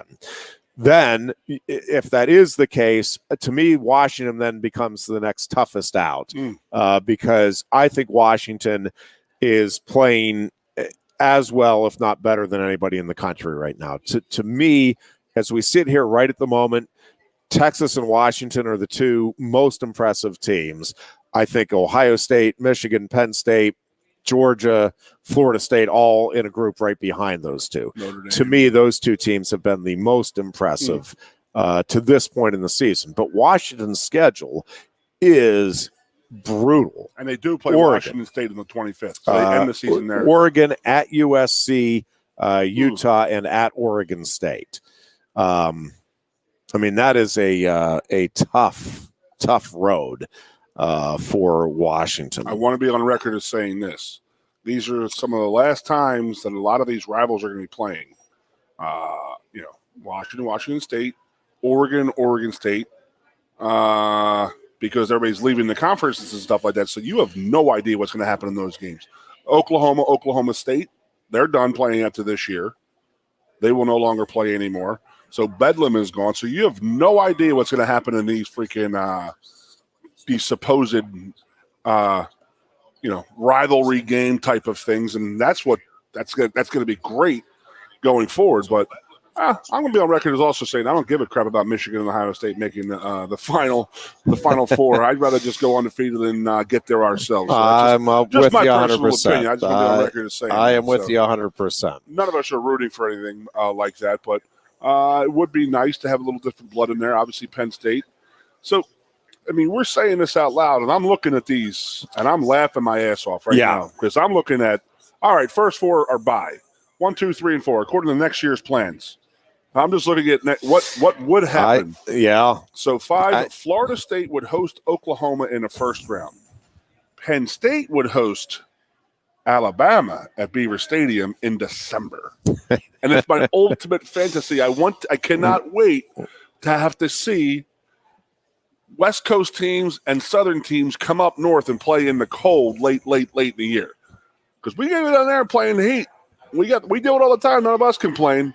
Drives me absolutely nuts. It's bonkers, man. Yeah. But that's where I'm at with that. I cannot wait for that to happen. And I also got to go back. If the 12-game scenario was involved in the last 10 years, I think we go 5 times, 6 times. Yeah. That's just, God. Yeah. Yeah. Drives you absolutely nuts. So I was telling somebody last night on a radio show on a TV show last night with the boys. We were talking off the air about, how come we didn't get ranked? Hakeem was asking, how come you guys didn't get the national title when you won 12-0? And I said, well, Hakeem, if you have a couple minutes, let's sit down and talk. So Hakeem Beeman's like, all right, what's going on? I said, listen, imagine, and this goes back to the Inside Sport magazine that John Feinstein wrote an article, which is my favorite article ever written. It was UCLA and UCLA and the Arkansas Razorbacks in basketball. Both won their Final 4 games. And then they wrap it up, pack up, and they go home, and then the pollsters vote to see who would win the national title. Because that's exactly what happens in the NCAA. You play a bowl game, you go undefeated, and then they vote who's number one. And that's not how it happens in any other sport. And he just couldn't get it through his head.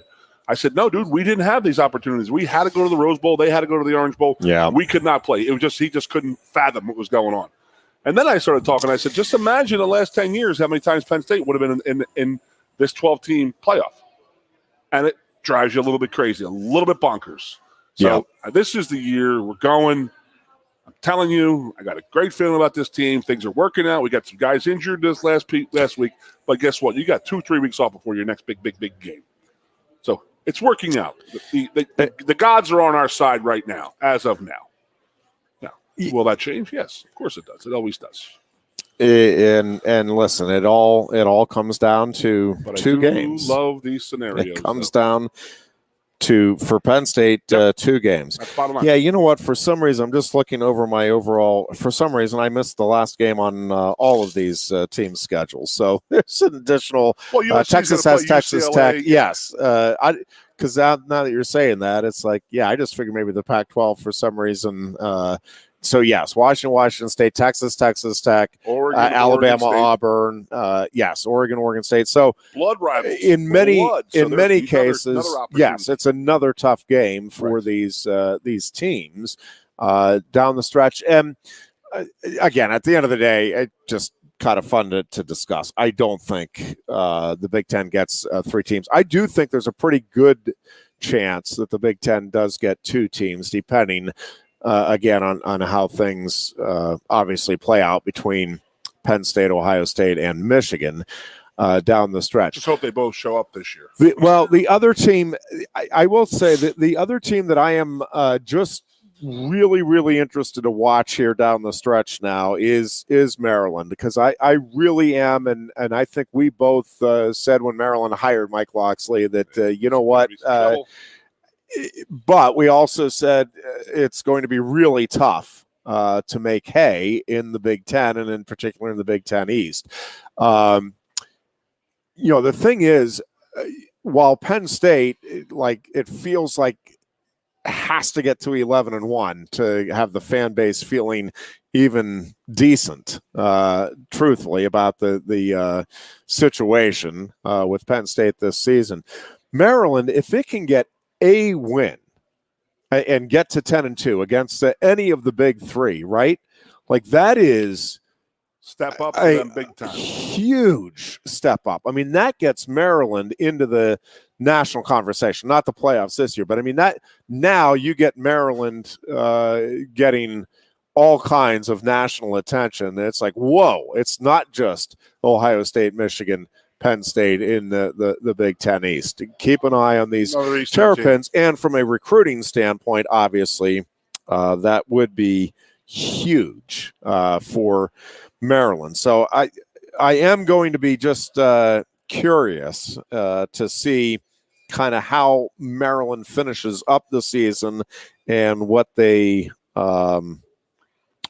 able to do in those big games. Well, they go to Ohio State this Saturday. I'm trying to pull up their schedule. They have played them tough in the past. They have, and I know I'm not questioning Ryan Day's team's toughness, but I don't think this is, and watch them go out and end up winning the national title. I don't think, though. I really don't. As we sit here, and all credit to Ohio State for finding a way to win that game at Notre Dame, and there's not a game on the remaining schedule that I'm like, yeah, there's no way Ohio State can win that.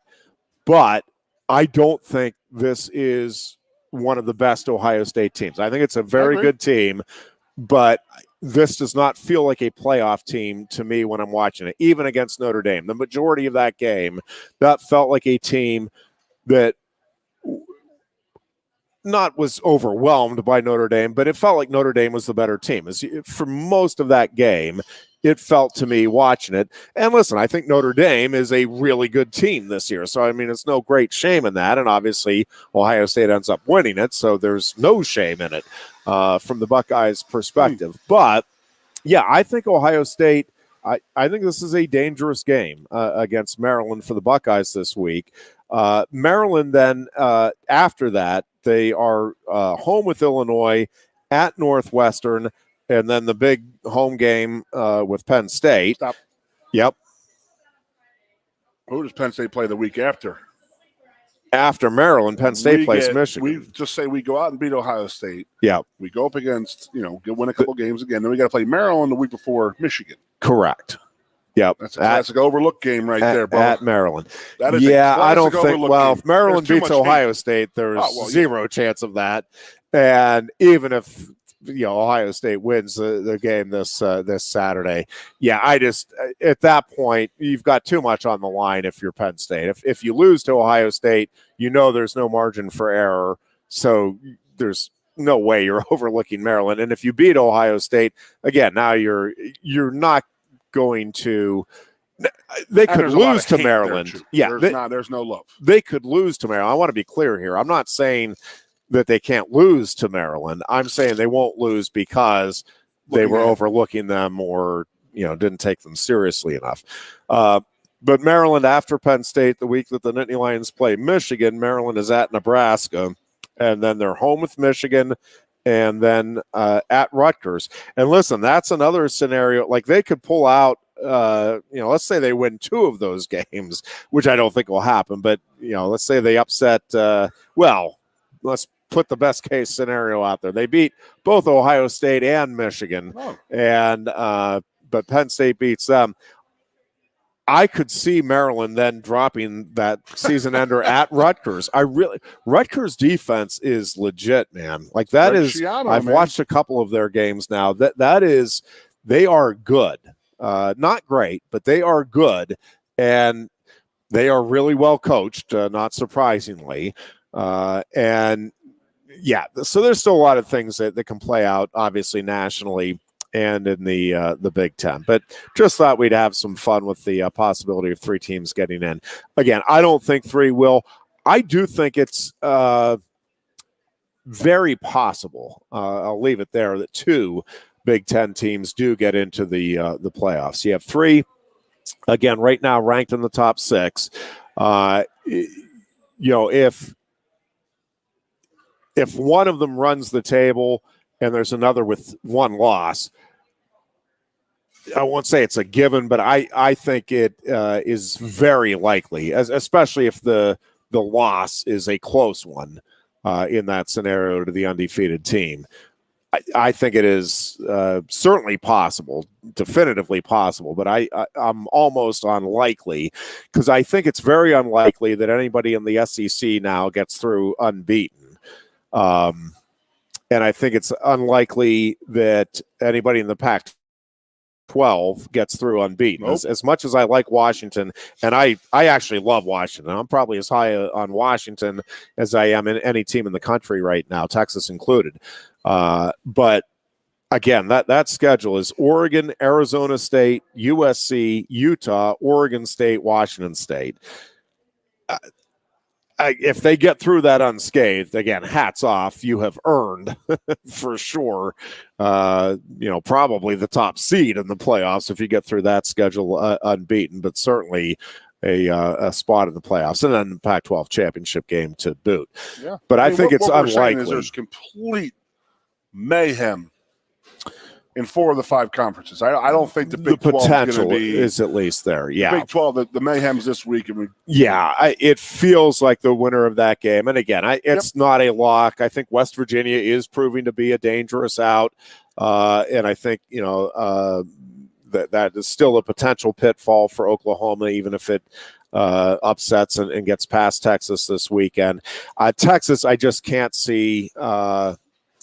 Again, it's not that it's a cakewalk of a schedule, but I just can't see Texas, if it beats Oklahoma, losing to any of the Houston, BYU, Kansas State, TCU, Iowa State, or Texas Tech. Like, I think they're getting through unbeaten. Again, not a given rivalry there with Texas Tech, TCU getting better. I mean, even BYU and Houston. I mean, again, not a given, but I like Texas's odds. The next 8 weeks are going to be freaking awesome. Before the playoffs, even. It always is. I mean, the stretch run in college football, and you start trying to project wins here and there, and there's always an upset, like a crazy upset, like Clemson, an Iowa, Michigan. And so somewhere, Virginia Tech and Brent Pry are going to upset, Florida State this weekend, or something like something along those lines. I do think will happen down the stretch with one of these top 10 Sparty, teams. I just think knocks somebody off the shirt. I mean, everything's going against Sparty. It's just like they're just horrible. I don't know. I think they put it together one day because they have talent. They do, and they just do some crazy stuff. So I want to go back to Rutgers, and you said how well they're playing. Yeah, I want to go back in to particular. Watching Northwestern this past week. When I said that they set the game back a dozen years when they're watching that Rutgers game, that was because of Rutgers' defense. Now that I watched that Northwestern team wasn't that bad. No, Rutgers' defense just beat that.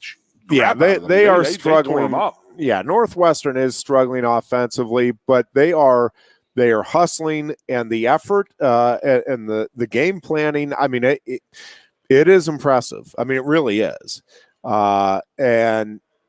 Yeah, I think that Northwestern team is united, and I think those kids are hanging in there very tough for each other.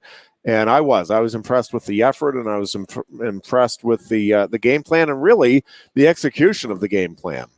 They did exactly what they needed to do to give themselves a chance Got a few turnovers against Penn State going into the second half. They could have turned those turnovers into some points earlier.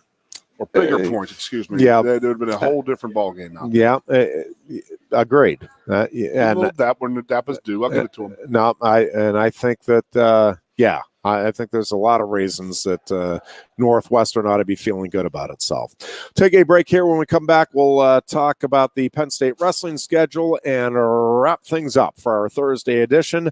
You're listening to the Lion Country Kia Goon and Ironhead show here at Quaker Steak and Lube in State College. The wing buffet is underway here at the Lube. You can come on down and enjoy a great variety of wings. They also have the fries and the other sides out. It is a wonderful deal. Come on down and enjoy it. Also a great place, again, to watch football throughout the week and weekend. And great schedule of games coming up again in college football and the NFL this weekend. And, of course, the Major League Baseball playoffs are also now underway. That's what happens when MLB baseball's over. And you can check that. Season, Jeff. So you know. I'm not exactly sure what you're talking about. I'll have to do some further investigation on what these playoffs are that everybody's talking about. What is the scenario we're talking about? in the major leagues. But JT Realmuto just walked in. Great place to watch all of that. And again, the Penn State golf course is also a wonderful place to visit, especially on a day like this. And you can head on down to the Penn State golf courses and hit the driving range, work on the practice greens, or stop on in at the 19th hole, enjoy some refreshments and some great food. And again, you don't even need to golf to head on in and enjoy the terrific food at the 19th hole and the terrific refreshments as well at the Penn State golf courses. You can visit PennStateGolfCourses.com or give them a call at 814-865-GOLF. That's 814-865-GOLF. Coast into fall with a new Kia.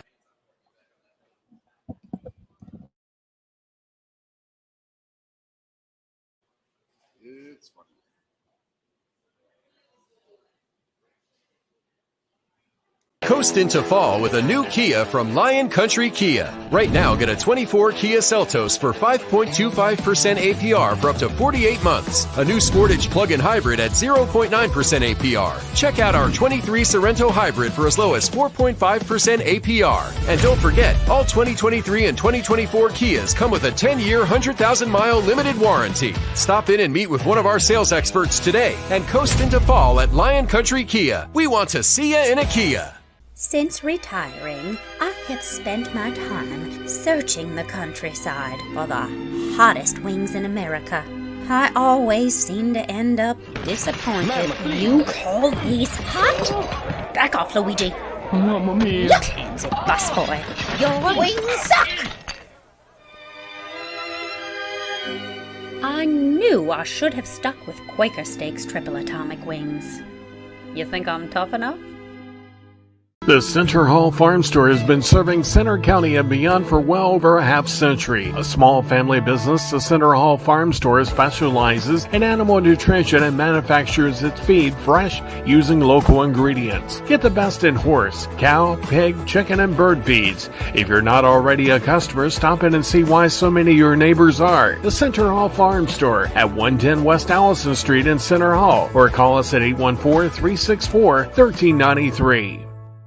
Sioka Toyota of Williamsport invites you to stop in today or check us out online. We have the smart path to your next Toyota, like the all-new Crown, BZ4X, the all-new Grand Highlander, Corolla Cross Hybrids, Sequoias, and more. Over 100 new Toyotas here and on the way. Don't make a $1,000 mistake. Choose Sioka Toyota of Williamsport and see the Sioka dealership's difference. Buy or reserve yours today and see for yourself why Sioka Toyota is the only stop you need for your next new car. Sioka Toyota, it just feels right. Ready to be part of something bigger? Come pave the road to success at Glen O'Habaker and discover a career where your hard work and determination can build a bigger, better future. Our team believes we can build a stronger future together. Join us at Glen O'Habaker, where we value teamwork on the field and on the job. Go to GOHcareers.com to apply. GOHcareers.com. And best of luck to all the Center County sports teams all season long from everyone at Glen O'Habaker. The Goon and Ironhead. The Lion Country Kia Goon and Ironhead show here for our Tuesday edition, this first Tuesday of October. And yes, the baseball playoffs are underway, and those Fightin' Phils are in action tonight against the Floppy Fish or something like that. Wrestling schedule is out for Penn State, released yesterday. The Nittany Lions will open up November 12th at the Journeyman Classic. That is an individual tournament, a round-robin individual tournament this year at Freedom High School in Bethlehem. And then the following weekend, Penn State will travel to Army West Point for the Army Black Knight Invite. That is also an invitational or individual tournament. Well, it's an invitational too, but it's an individual tournament. So Penn State opens up with a couple of individuals tournaments, not dual tournaments. And then Penn State will host the NWCA All-Star Classic at Rec Hall this year. That'll be on November 21st, just a couple of days after the Black Knight Invite. I suspect that most, if not all, of the wrestlers for Penn State who will be competing in the All-Star Classic will not compete at the Black Knight Invite the 2 days prior to the All-Star Classic. And then Penn State opens up dual meet action on December 3rd at home against Lehigh. Nittany Lions also have Hofstra a week later at home, and then a big break. And had some people, man, that's a long time off till January 5th. That is because the U.S. Open will be that fourth week of December down in Fort Worth, Texas. And there's probably going to be at least 4 or 5, and maybe more than that, but at least 4 or 5 of the Penn State starters who will be competing in the U.S. Open with the hope of earning a spot on the Olympic team in 2024. So that's why there is that gap. There may be some individuals that head to holiday tournaments for or from Penn State. But again, a good number of the starters, probably at least half of the team, will head to the U.S. Open and try to begin the process of earning a spot on the Olympic team. But dual meet-wise, then Penn State opens up in January on the 5th at Oregon State, return trip for the dual meet at Rec Hall last season. And then Big Ten action begins on January 14th at home with Indiana. Then it's the trip to Michigan to take on the Wolverines on the 19th and the Spartans on the 21st. A week later, they'll be at Maryland and then home with Ohio State on February 2nd. February 9th, they'll be at Iowa. Interesting note there. That'll be the third time in the last 4 meetings between those two programs. It will be in Iowa City, and it'll be the 6th time in the last 9 meetings that Penn State will make the trip to Iowa. Penn State then has its Bryce Jordan Center meet on a Monday, yes, a Monday, February 12th against Rutgers, and then closing out conference action against Nebraska on February 18th at Rec Hall, and then home with Edinboro to close out the dual season on February 25th. So that's 12 dual meets for Penn State, 7 home and 5 on the road. Big Ten championships this year will be at Maryland, March 9th and 10th. And, of course, the NCAA championships are heading to Kansas City at the T-Mobile Center this year. That'll be March 21st through the 23rd this year, the NCAA championships. So that is your Penn State wrestling schedule. Good schedule. I think the home duels, again, at home this year, you have the All-Star meet. That is not, by the way, part of the home ticket package, just so everybody's aware. But the home duels are Lehigh, Hofstra, Indiana, Ohio State, Rutgers, Nebraska, and Edinboro. Again, I think it's a good home duel slate, not spectacular, not one for the ages, but you have the traditional rival in Lehigh, good teams in Hofstra and Indiana, big rival in Ohio State, good rival in Rutgers, and a tough match with Nebraska. And Nebraska's got its program in a really good spot right now, so that'll be an exciting one to end the Big Ten home schedule. And then, again, a Pennsylvania school to wrap up the dual season against Edinboro. Why Monday for a BJC? Why the big match on a Monday? You know, I have not looked. I meant to look this up earlier. The Super Bowl is Sunday, the 11th. I suspect that it is that it has to do with the Bryce Jordan Center schedule and what is available, combined with obviously TV opportunities to get that duel on national television. That'll be a Monday night. But I suspect that the bigger factor, and I'll have to look at the basketball schedules and concerts and all of that, but I suspect that they wanted to move that to a Monday. My guess is it was originally scheduled for Sunday. I'm guessing that when the Big Ten put it out, it's like, yeah, this is Sunday. I'm guessing the two schools got together, and I would think with the Big Ten network as well, and said, hey, if we move this to Monday, we can make it a big deal, get a good crowd in. Yes, not on a Super Bowl Sunday. I don't know if the what the basketball schedules are like, or if there's anything else going on at the Jordan Center on that Sunday as well. I also think Penn State wants Ohio State in Rec Hall. Yes. For some reason, that seems to bother Tom Ryan, and I think, again, you're looking for any little edge you can get it against an opponent, and by openly admitting that you don't like being in Rec Hall versus the Jordan Center, I think it makes it more likely. I don't know that is solely why. I suspect there's a number of factors that come together. And listen, I think Rutgers, the proximity here with Rutgers, and that'll be a big deal for that program to have the opportunity to wrestle at the Jordan Center. And I like the idea. It's kind of like the whiteout. For a bunch of years there, it just seemed like it was alternating between Ohio State and Michigan, and that's fine as far as it goes, and that makes some sense. But I like the idea of letting some other teams experience that, and that might be a funny way to put that. But I do think, even as an opposing team, you might not like not being able to hear the snap count, but that's a pretty cool memory to have in your bank from your college career when you get to play in front of a whiteout crowd, sure, whether you did it for Penn State or against Penn State. And I think it's kind of the same thing. For a college wrestler, that's a pretty cool thing to come into a 16,000 seat arena and have a full house watch you compete. That does not happen very often in college wrestling. No. So, and yes, does it happen for an Iowa? And is it cool when Iowa comes in and you get it? Sure, it is. And Ohio State is used to good crowds as well. Minnesota is used to good crowds.